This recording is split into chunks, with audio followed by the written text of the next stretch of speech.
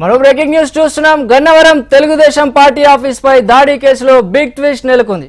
పోలీసుల కుట్రను మధునూరి సత్యవర్ధన్ బట్టబయలు చేశారు. ఎస్సీ ఎస్టీ ప్రత్యేక కోర్టు మెజిస్ట్రేట్ ముందు పోలీసుల ఒత్తిడిని బయటపెట్టారు. పోలీసుల నుంచి తనకు రక్షణ కావాలని జడ్జిని వేడుకున్నారు.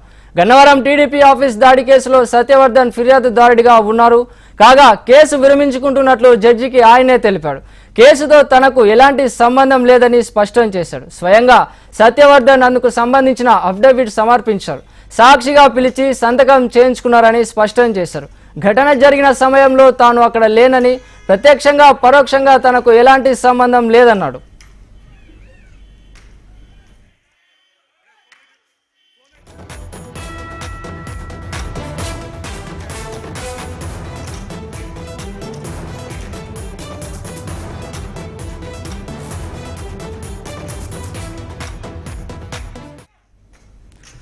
తనను ఎవరు కులం పేరుతో దూషించలేదని పేర్కొన్నారు సత్యవర్ధన్. గన్నవరం టీడీపీ ఆఫీసులో కంప్యూటర్ ఆపరేటర్గా పనిచేసిన సత్యవర్ధన్ దాడి సమయంలో కులం పేరుతో దూషించి బెదిరించారంటూ పోలీసుల కేసు నమోదు చేశారు.